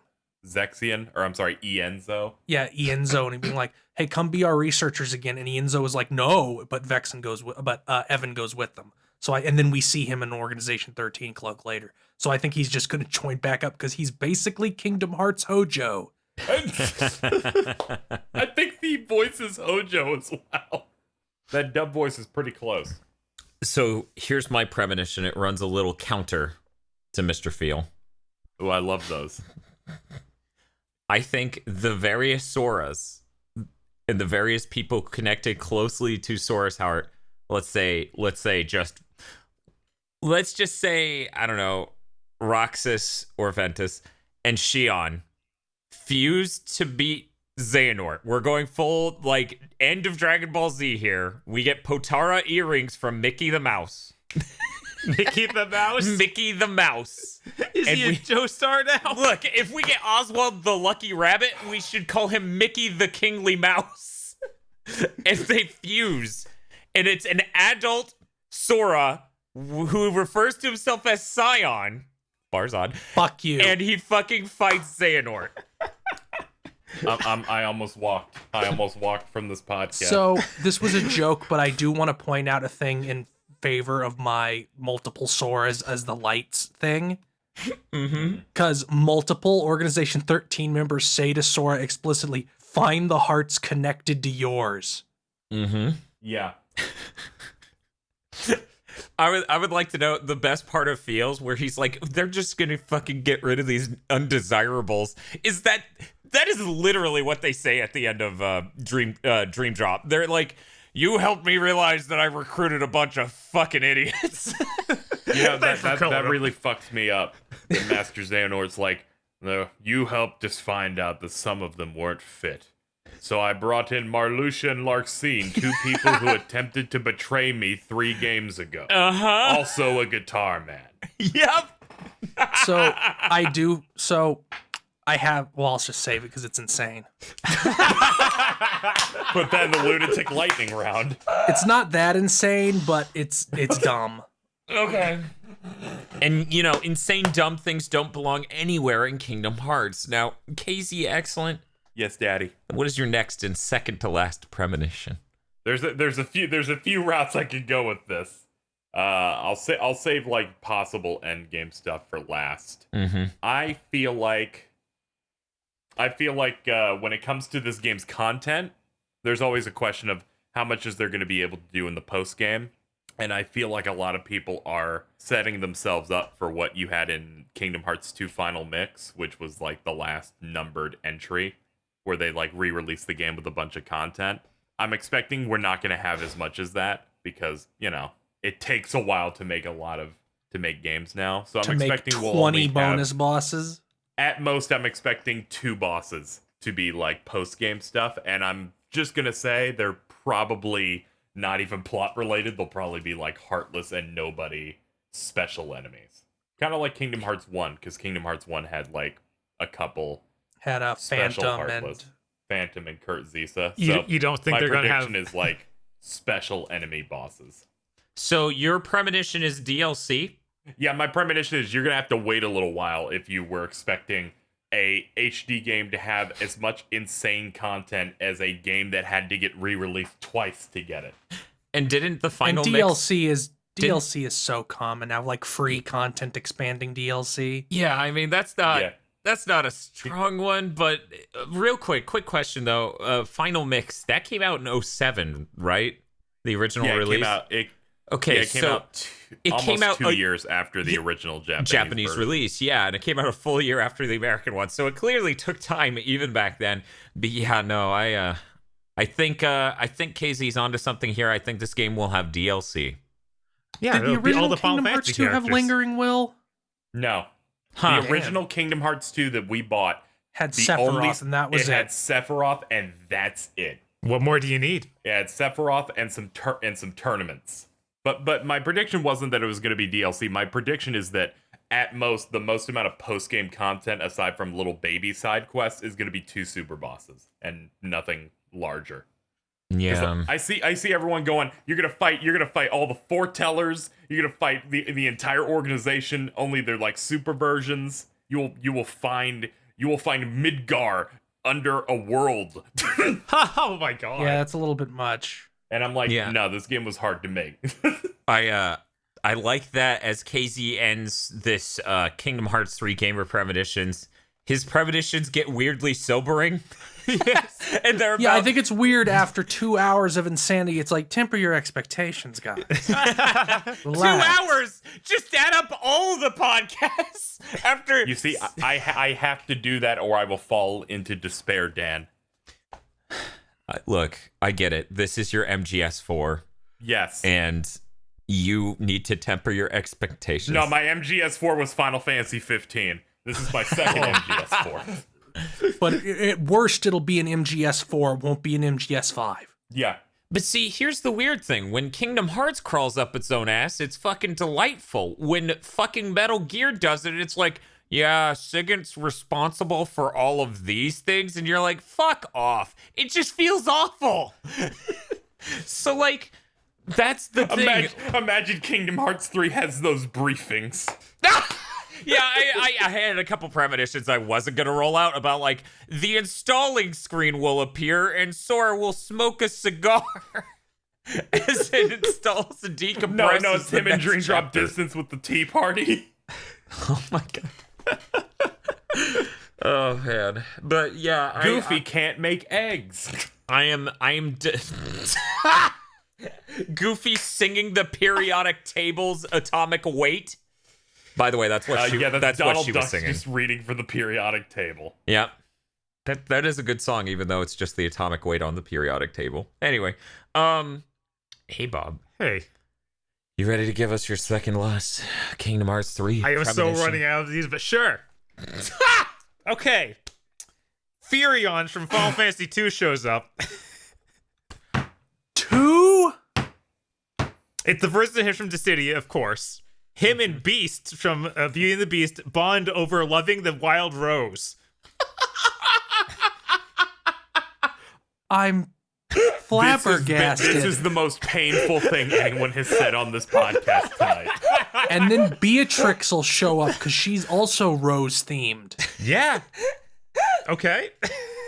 But it's gonna happen. Here's the thing. I see this as like a post. You know how in Kingdom Hearts games they show like small characters, like the brothers Huey, Dewey, and Wedge. Yes. It shows how they are after the end of the game. I feel like that's gonna happen in one of those moments. Yes, it's like, yeah, brother, this is a pretty cool rose. Why does he call him brother? Why is he? Listen here, brother. Look, This rose is really good. Oh my god. That's too much, and I'm the guy who rolled out the fusing into Scion shit. I didn't even know that character's name. I'm telling you guys. You Bob only just- like Final Fantasy 2 if you're a contrarian. Bob went to a fucking wiki. That was list of Final Fantasy characters. no, Furion's Dissidia story mode really stuck with me because it was so weird and just like, what is this? Because I played Final Fantasy 2. I don't think he cared about the Wild Rose. No. That's all he was about in Dissidia, though. Yeah, that's true. Even I remember that. Okay, I guess that brings us to Mr. Fiel's lightning the round. group he's in. I think the group that's rebelling against the evil empire in Final Fantasy II is called the Wild Rose Rebellion. Oh my god. Yeah, that's probably right. That sounds cool. Yeah, a lot of things in Final Fantasy II sound cool, but then aren't at all. But he's voiced by Johnny Oh, Bash, okay. so we can get Nero in there. That's great. Oh, nice. I heard that Skyrim ripped off the leveling system from Final Fantasy 2. No, it's better in Final Fantasy II. Oh, okay. Well, I'm glad we got all of our hot takes shoved in right at the end of this. Mr. Fiel, I believe that means it's your lightning round. Time for the lightning round, Ding, ding, ding, ding, Yeah, ding, ding. Mr. Fields lunatic lightning round. where I have 4,500 predictions. Let's go. Oh, God. Let's go. First, we will see Keyblade vehicle transformations for the main three characters. Riku's will be a motorcycle. I actually think that might be a command style he has. There's You no play way. as him, where you just turn it into the motorcycle and ride it into dudes. Yeah. That'd be amazing. He is gonna snipe Dante. Right. Yep. Sora's will be like a version of the High Wind Gummy Ship, or it'll be a skateboard because he'll I relearn want how to that because skateboard. then Dan will be forced to gummy. And Kyrie's will be the raft they were building in Kingdom Hearts 1. Oh, my God. What? And on a Okay. similar note, I want Keyblade armor for the main three, even if it's just in one cutscene, because we kind of got it in Days. When you fight Xion, she kind of turns into a Keyblade armor version of Sora, Oh my god. I want that too. but I want like the actual Keyblade armors. Yeah. You'll see it. It looks really dope. She gets like fucking 5 different ones. It's cool. Yeah, looking forward to next Sunday. Xehanort's Keyblade will betray him because it isn't actually his. Yes! Yes! Oh my. All right, time to get a new last one. Oh, what happened to the? Okay, if you're not gonna say the key chi thing, I'm gonna say it. Sure. But I'll say that I'll save that for till I read more insane things. Issa, the normal version of Sykes, and Ira, the unicorn foreteller, will be related somehow because the alphabet goes RS. That's a good reason. And they have similar hair anyway. You've gone way too far on this one. No, go deeper. Do you have more? Luxord sends Mickey Mouse into the realm of darkness during the final battle because it like sucks Mickey Mouse into the card. That's going to be a cast from Life Force thing, and Luxord is just going to die doing that.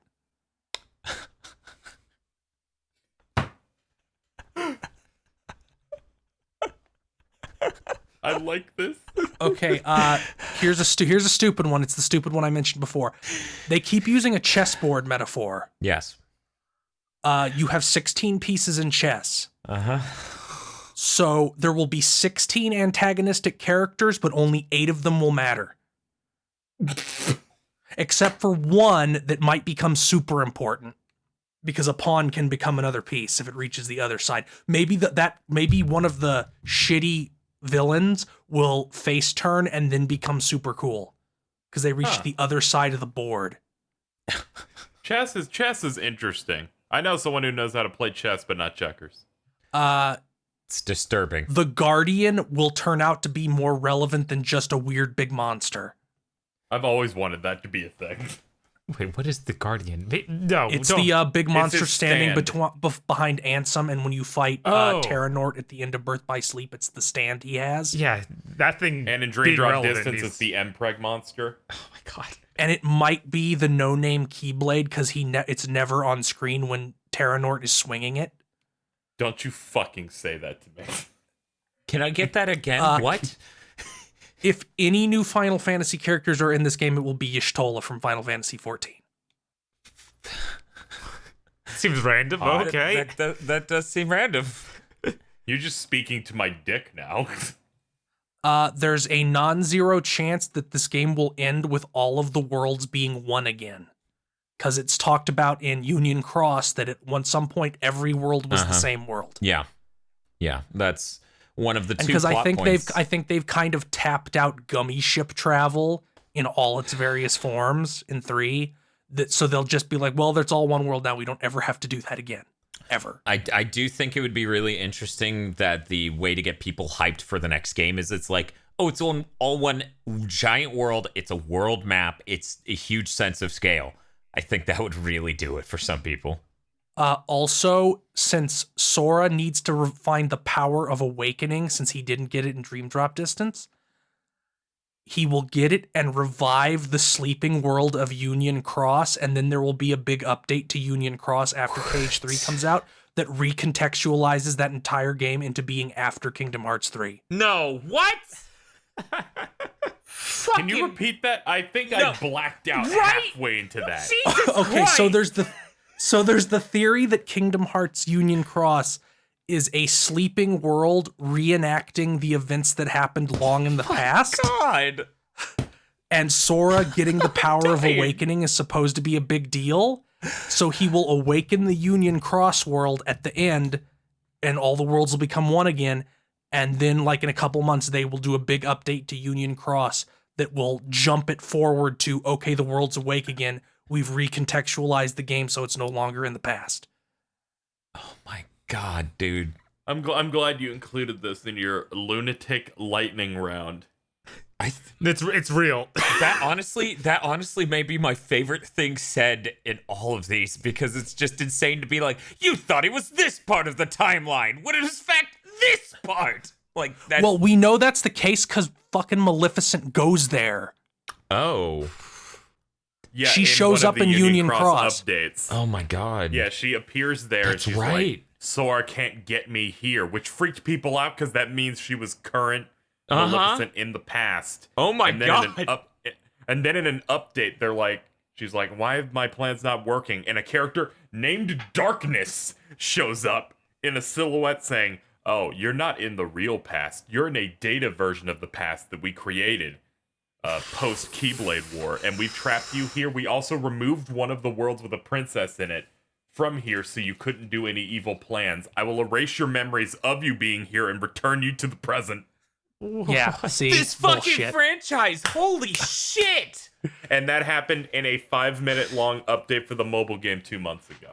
God. Jesus Okay, Christ. so let's see what else. Okay, there's One of the special Heartless, like the mushrooms, will be ones that will run away from Sora, and you have to chase them down and selfie with them. Oh, While yes. Rowdy Rumble plays in the background. This one I don't expect to happen in any way, shape, or form. So I want all the good Keyblade welders to do a joint Keyblade morph and basically make a Keyblade Megazord.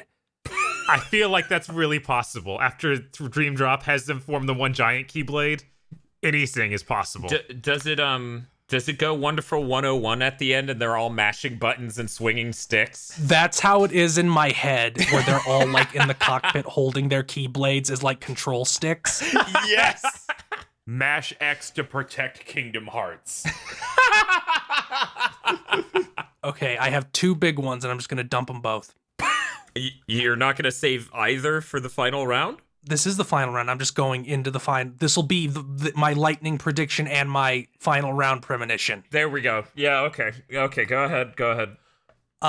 Castle Oblivion and the World That Never Was will both be destroyed over the course of Kingdom Hearts 3, which will be how Scala ad Caelum comes back because they were the nobody and heartless of that world. What? I fucking hate you so goddamn much. I feel like that's just obvious. Of course that'll happen. You didn't snipe me. That's just so incredibly stupid. I love it. No, here's my thing. Why wouldn't they follow the exact same rules? Yes, exactly. Worlds have hearts. Brilliant. And plus somebody pointed out that the top of the Land of Departure looks vaguely similar to the top of Scala ad Caelum. Mm-hmm. And and Castle Oblivion and the World That Never Was have very similar looking white rooms that feel like they wouldn't exist independently of each other for no reason. Mm-hmm. Yep. And here's the other big one. All right, we're starting the final round with Yep, Feel. this is Feel's final premonition. So I mentioned before in the Frozen episode how I got Final Fantasy VII vibes from some things, and this is one of them. There's that scene of Sora running around with multiple duplicates of Sora in like the skybox. Yeah, that's in like the Xbox Winnie the Pooh trailer. Yeah, that really reminds me of Final Fantasy VII when Cloud and Tifa fall into the life stream. And Cloud walks around, leaving behind doppelgangers of himself as he walks in different positions, and you have to, like, fix them to fix Cloud's mind. And I think that there might be a part where Sora is kind of broken like that, and you basically play as him in his heart, sorting himself out. And it's very similar to the live stream segment. Oh, that would be really good. After They're all Dream so Drop, good. that seems insanely likely. They did pull something like I that with want it. Travers Time in there. Travers Town. I hate how they say Travers Town in that game. Apparently, the way you pronounce it is two different words. No. Like Key and Kai. So if you say it traverse, that means like an expanse of land. But if you say it traverse, that's to travel. Nope. Nope. I had an argument about this with Twitter user @Invignon. Some call him Mr. 38.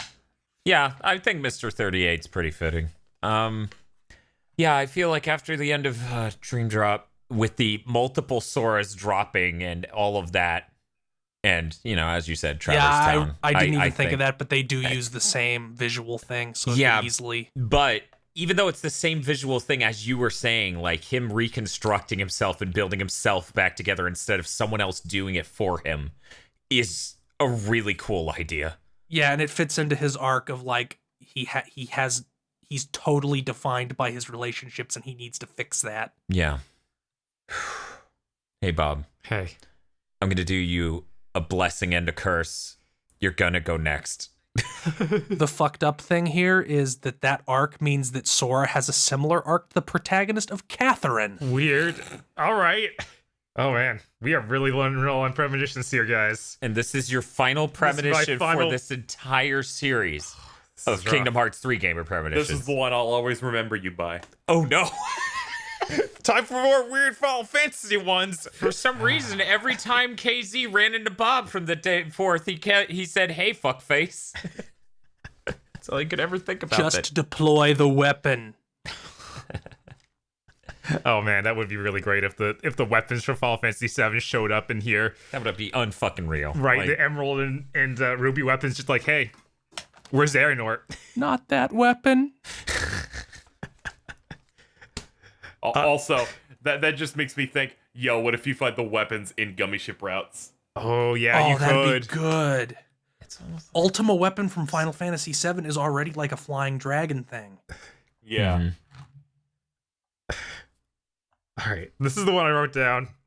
You know how we were talking about they open up the box and it's just darkness? We were talking about that Yes. theory, yeah. Yeah, Yes. a long while ago now. 3 years ago, approximately. Yes. So they open up the box and it's Cloud of Darkness, the main villain of Final Fantasy 3. Your predictions are a cloud of fucking darkness. It's true. They open the box and it's just Culex from Super Mario RPG. Yes. Okay, this is Yes. the best game of all fucking time. Gino shows up and stops him. No, stop! I took all your Final Fantasy premonitions, but I'm not going to take Gino. It hurts too much. A Keyblade transformation that lets you summon the elemental Coolix crystals. You know what? There's a lot of potential for what what is Ultimate Weapon's Keyblade transformation going to be? I could easily see it being you summon the crystals from Final Fantasy. Yeah. Although I do like the idea somebody had where your Keyblade transformations with the Ultimate Weapon are turning back into the dream weapons from the start of 1. The sword, shield, and wand. Yeah, I like that a lot. I feel like it's got to be some combination of every transformation, the ultimate defense, weapon, and magic. Sora becomes so strong after he reconstructs himself that he's just like, he doesn't have his Keyblade anymore because he was only able to use that because of Ventus, I believe. We were talking about earlier. Yeah, but the idea would be after he fixes himself, he gains it on his own. No. Check this out. Check out this theory. A special Keyblade. No, he's not going to get that. He's going to beat Xehanort with a fucking wooden sword from the segment where he teamed up with Beast in Kingdom Hearts 1. I was going to get mad because I thought you were going to say he beats him up with his fists because he's Zion Barsad. No, I wasn't going to. Come on. I was full in on no. He is a Keyblade. What? Yeah, no, Sora's a Keyblade. He goes and punches Xehanort. Oh my god. Okay, KZ, we'll do your final Kingdom Hearts 3 premonition next. All right, my final premonition of the show. Mm-hmm. So, from the end of Kingdom Hearts 2, they've been setting up the Keyblade War. You got that secret movie where there's just Keyblades in a big graveyard. And as the games went on, we had Birth by Sleep establishing this war that happened in the past. And then we had the mobile game come out that said, this is the era this happened in. And there's been a lot of questions about the new endgame world, Scala and Kylum, that's supposed to be like the former seat of power for all the Keyblade wielders. Yeah, it's the Keyblade Academy. So, ignoring that. What I'm going to say is that the plot is that, yes, Scala and Kylum is this former place, and that's where the first Keyblade War took place, and the Keyblade Graveyard's the ruins of that. But some people would say, well, that doesn't make sense, because the mobile game, they will reveal that the Keyblade War in the mobile game is the second Keyblade War, and that there was one even before that. And that will just be a huge lore change. Didn't they basically confirm that Scala Ed Kalem is where Ericus and Xehanort trained, though? No, it just looks similar, and people are just assuming. We have no way of knowing what's going on with this game, all right? That's true. This is Kingdom Hearts. I don't want anyone to go, that doesn't make sense, Casey. Oh, I forgot to steal your good premonition that you told me on Discord about Chi. Do you want to use it now, or should I steal it? No, go ahead, take it. Okay, so I messaged this to KZ weeks ago, and I'm like, this would be so fucking stupid if they did that, but I bet they'll do this at some point. And then KZ said, yeah, that's one of my predictions. And then he never said it. So I'm going to steal it. At some point, be it some character with an X in their name, is going to reveal it isn't actually an X, it's the key character, and that will matter in some important way. And maybe even Xehanort fuses with all his clones and says he's now Keyanort. That was my prediction. Yeah, that was KZ's. I wasn't clever enough to come up with that insanity. When all of the vessels combine and we get Xehanort Prime, he's just called Xehanort, but the X is that one. Yeah, because Xehanort's going to be a Keyblade, so Sora's going to have to turn to Keyblade to fight him. Oh my god, Bob. Rolling back just a bit, because I didn't have anywhere to slide it in, I'm going with Field. This is a Keyblade Academy. Because as the series goes on, I love that the best running joke, what was it, YouTube channel Just a Pancake kept running a laugh track every time the game would say it. But it's like, Sora, you're special. You're the only one who can wield a Keyblade. And just every time that becomes even less true as the series progressed, I think it would be fucking hilarious that Kingdom Hearts 3 is like, oh, here we are, the Keyblade Academy. Okay, I believe you. I can give one more, the ultimate one to close out this series. Well, I haven't done mine, so let me go ahead. Oh, you haven't done yours? Yeah, you go ahead. You may end up editing mine out. No, it's coffee related. It depends on how cursed you want the ending to be. I want you to ruin this fucking podcast, Phil. My final premonition for the Kingdom Hearts 3 Gamer Premonitions saga is that despite having never played through a Kingdom Hearts game as of 6 months ago, Kingdom Hearts 3 will be one of my favorite games I have ever played. Phil, you had something to say? Yeah, that was very touching and emotional, and now I have to ruin it, so I feel bad. I'm still going to, But I feel bad. Oh, that makes you relatable as a villain. You feel bad while doing bad things. This makes sense. You turned into Sora on Sunday. So they showed like footage of Sora and Aqua fighting in the Realm of Darkness at some point. Mm-hmm. And I was talking to KZ like, what the fuck is the timeline here? Like Riku and Mickey meet her in the Realm of Darkness, and then Sora goes there somehow and fights Aqua, and KZ astutely, because he's smarter than me in some ways, this being one of them. Only some. Put more qualifiers on that, please. This is the biggest asterisk.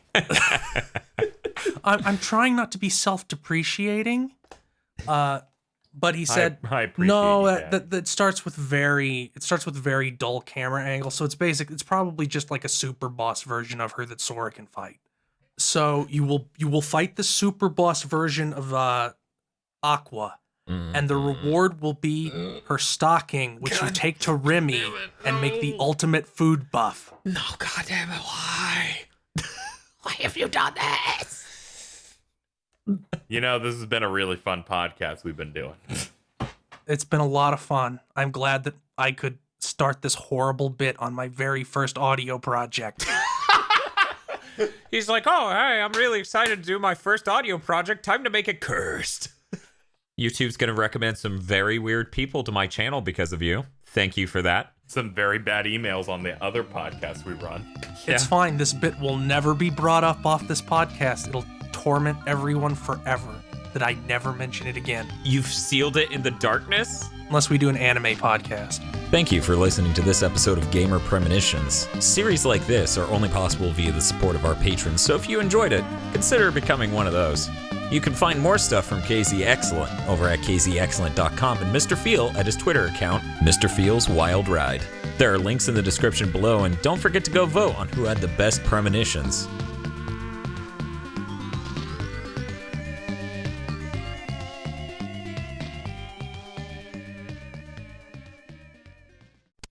The executive producers for the months of January 2019 are Fitz Povert, Nicholas Cameron, Ely Boyles, Brendan O'Sullivan, Star Falcon, Spaceman Spiff, Danny Richardson, Dwyzart, and Wadonis.